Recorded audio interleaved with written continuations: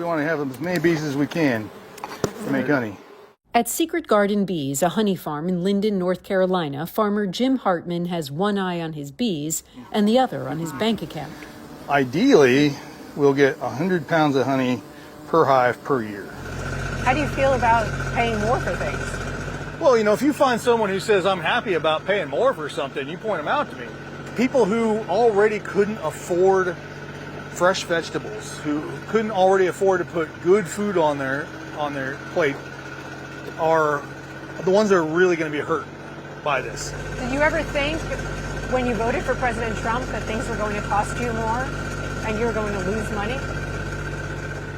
I never thought I was going to lose this much money, this fast. Jim is a Republican who voted for Donald Trump 3 times. How do you feel about your vote for Donald Trump now? Well, I feel like perhaps I should have considered some other options. Among other things, Jim imports packaging supplies for his honey, so he's paying real close attention to the tariffs Trump just put in place. We just bought our year's supply of bottles from Taiwan and our year's supply of corks from Portugal about 3 weeks ago. So that would have been, another $5,000 or $6,000 out of my pocket. Which is partly why he's repairing instead of replacing this 40-year-old forklift. The cost of equipment has just gone through the roof to buy anything like that because it just would be cost prohibitive. He's also holding off on improvements around the farm. Well, we're not going to hire any more people, that's for sure. It's more than just the tariffs. For the past 2 years, Jim has been selling honey to the federal government, which then provides it to schools and food banks. But after Donald Trump took office, the USDA cut those programs suddenly as part of the federal government's effort to streamline spending. For a lot of other local farmers around here, it was a major source of reliable revenue. For me, it's going to cost me around $150,000 a year. $150,000? Yeah, roughly 50% of my revenue. That's a huge hit. That's a massive hit. Not far from Jim's farm, we found other Trump supporters who give the president high marks on tariffs. How do you feel about the tariffs? Well, I feel like for years we've been getting ripped off, and why not make it fair? 0-0. And I think Trump was upfront about it. He said we're going to hurt some now. I think some of the countries they're already starting to come around. It's going to be good. I really believe that. You have faith in Trump? Yes, I do. I think he's doing the right thing. In order for us to get back where we need to be, he needs to get the money somewhere, and they're charging us. Why not charge them? Back at Jim's farm, though, still plenty of worry. He says raw honey is considered a luxury good, similar to organic vegetables. As prices rise, I don't know what that's going to do to consumer spending. Trump paused the majority of the tariffs for 90 days after we'd left Jim's farm.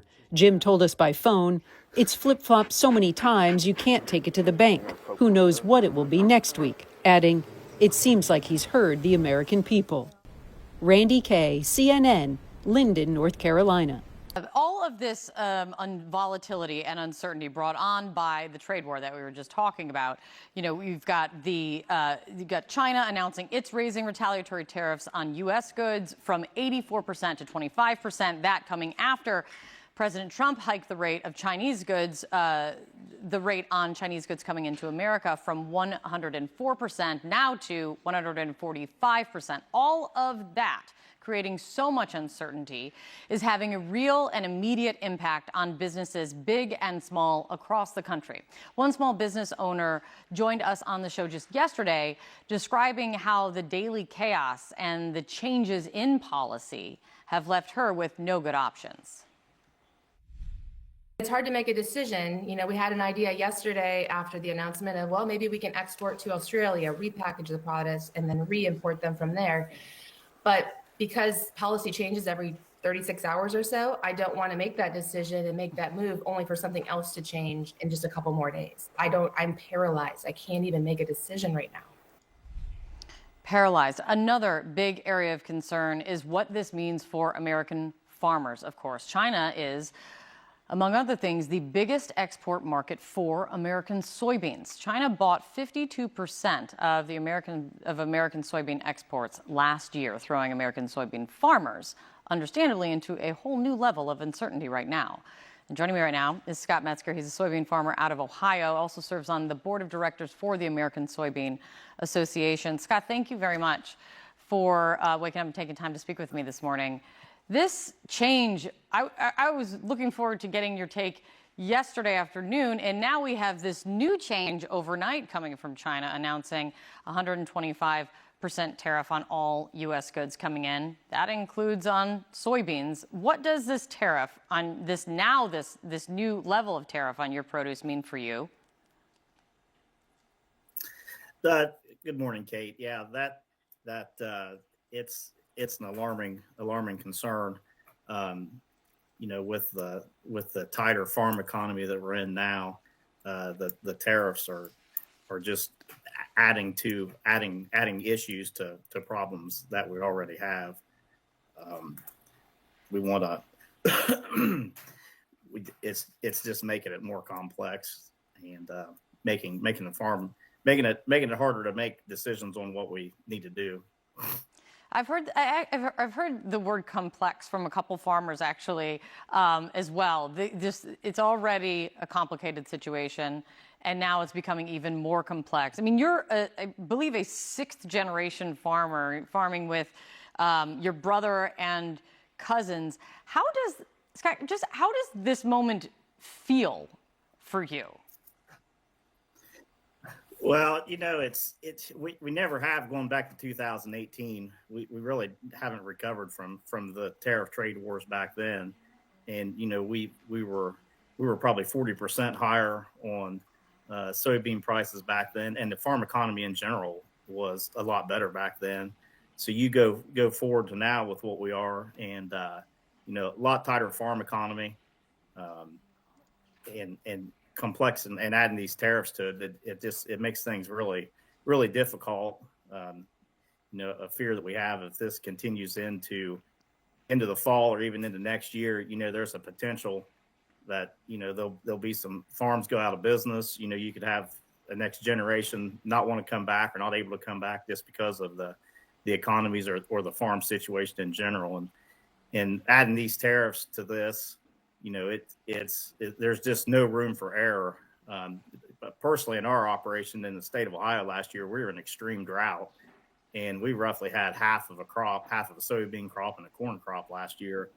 So in our area, it's feeling it even a little bit more. Having less of a commodity sale and these lower prices, and now we're throwing the tariffs on top of it. It just makes things very difficult.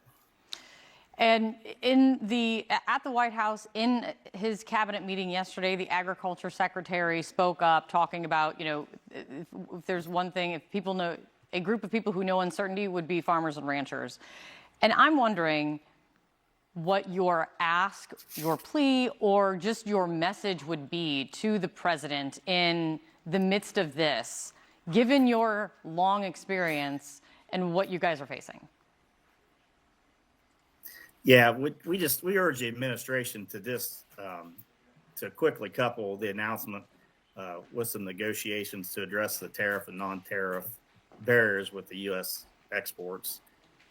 We want to, and we're thankful for the 90-day grace period that we got to help some of the other countries come to the table and negotiate with the president before any more reciprocal tariffs comes on for those other countries, and also with China. Let's get to the table and get some things done. Maybe introduce the phase 2 trade deal on this, just so we don't have this prolonged suffering for the U.S. ag economy. And even with that, it even goes to the, it's not only the ag economy, but it's the rural economy as well. For every dollar we spend, it kind of rolls out probably 4, 5, 6 times in our local rural economy. So as a whole, if you don't have a strong farm economy, it usually then goes on down into your rural economy as well. Yeah, the ripple effects, and as anyone knows, I mean, I grew up in a small town. The ripple effects are very real when the farm economy is struggling. Yes. Scott, it is really good to meet you. Thank you very much for coming in.